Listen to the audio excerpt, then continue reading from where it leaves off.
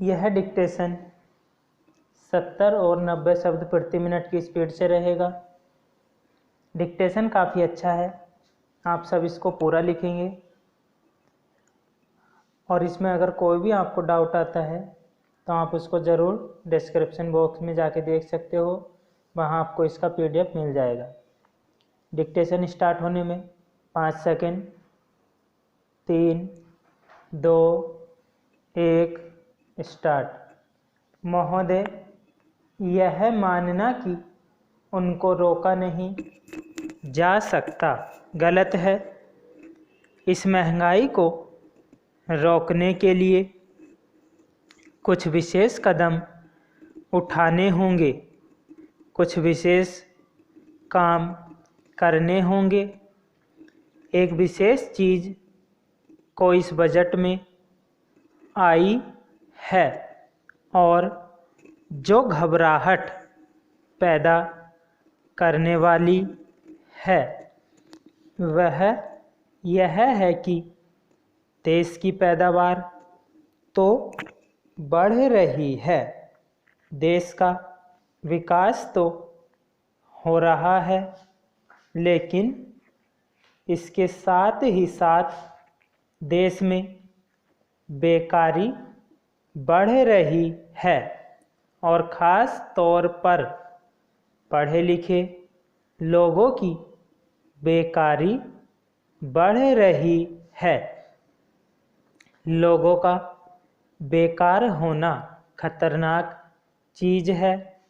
हमारी स्वतंत्रता के बाद शायद यह पहला अवसर है जब हमारी स्वतंत्रता के ऊपर एक आघात हुआ है और हम जिस प्रकार अपनी स्वतंत्रता की प्राप्ति के समय अपना सर्वस्व बलिदान करने के लिए तैयार थे, उसी प्रकार इस समय भी हमें तैयार होना होगा।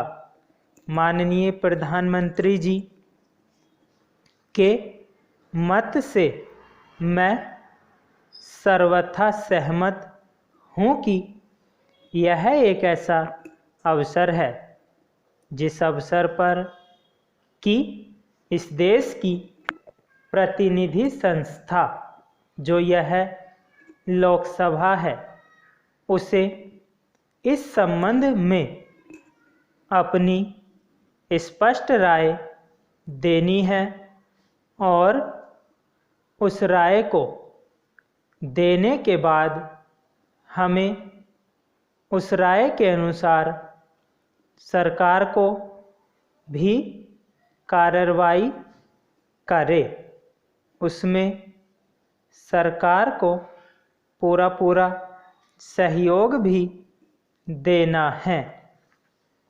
प्रजातंत्र में प्रजा के पूर्ण सहयोग के बिना काम नहीं चल सकता, चाहे वह कोई काम हो, छोटा काम हो या बड़ा काम हो।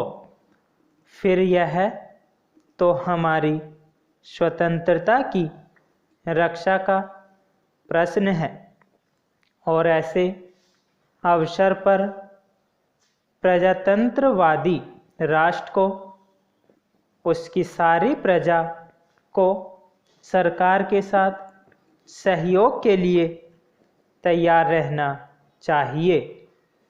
मैंने यह बात कई बार कही है और मैं फिर इसे दोहराना चाहता हूँ कि अनेक ऐसी बातें हैं जिनमें कि भिन्न भिन्न राजनीतिक दलों के होते हुए भी सब राजनीतिक दल मिलजुल कर काम कर सकते हैं।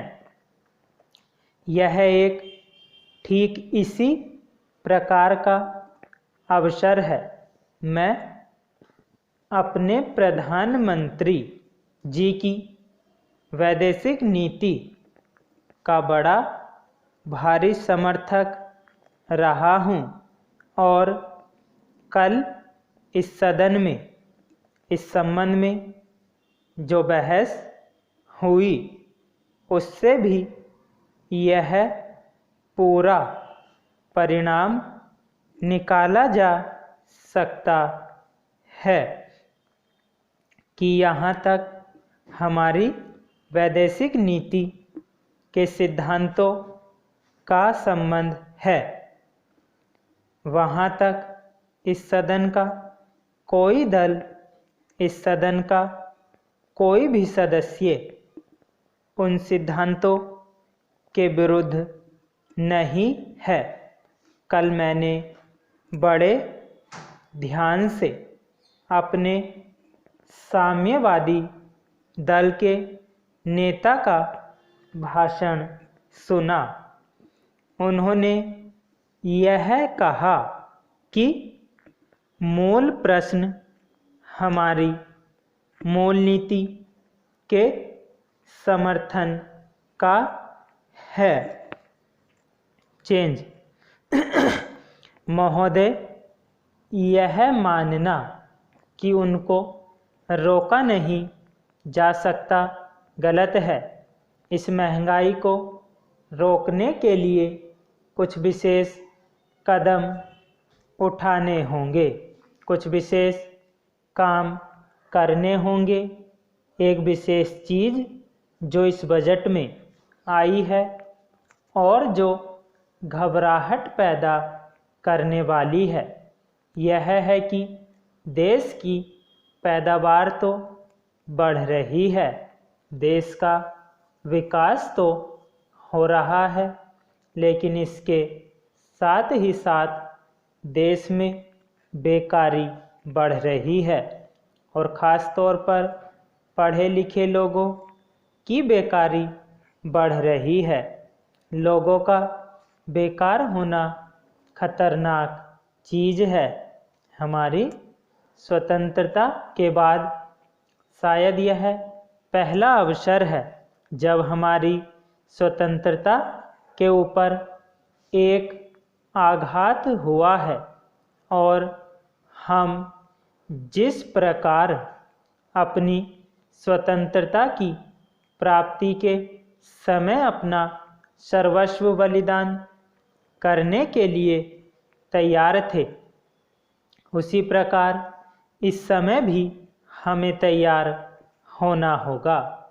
माननीय प्रधानमंत्री जी के मत से मैं सर्वथा सहमत हूँ कि यह एक ऐसा अवसर है जिस अवसर पर कि इस देश की प्रतिनिधि संस्था जो यह लोकसभा है, उसे इस संबंध में अपनी स्पष्ट राय देनी है और उस राय को देने के बाद हमें उस राय के अनुसार सरकार जो भी कार्रवाई करे उसमें सरकार को पूरा सहयोग भी देना है।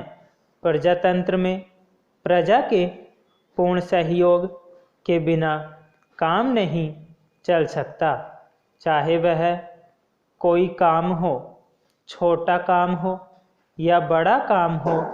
फिर यह तो हमारी स्वतंत्रता की रक्षा का प्रश्न है और ऐसे अवसर पर प्रजातंत्रवादी राष्ट्र को, उसकी सारी प्रजा को सरकार के साथ सहयोग के लिए तैयार रहना चाहिए। मैंने यह बात कई बार कही है और मैं फिर इसे दोहराना चाहता हूँ कि अनेक ऐसी बातें हैं जिनमें कि भिन्न भिन्न राजनीतिक दलों के होते हुए भी सब राजनीतिक दल मिलजुल कर काम कर सकते हैं। यह एक ठीक इसी प्रकार का अवसर है। मैं अपने प्रधानमंत्री जी की वैदेशिक नीति का बड़ा भारी समर्थक रहा हूँ और कल इस सदन में इस संबंध में जो बहस हुई उससे भी यह पूरा परिणाम निकाला जा सकता है कि जहाँ तक हमारी वैदेशिक नीति के सिद्धांतों का संबंध है, वहाँ तक इस सदन का कोई दल, इस सदन का कोई भी सदस्य उन सिद्धांतों के विरुद्ध नहीं है। कल मैंने बड़े ध्यान से अपने साम्यवादी दल के नेता का भाषण सुना।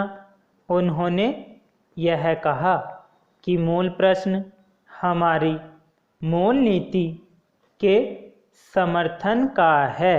स्टॉप। तो ये डिक्टेशन थी, दो, एक 70 शब्द और एक 90 शब्द प्रति मिनट।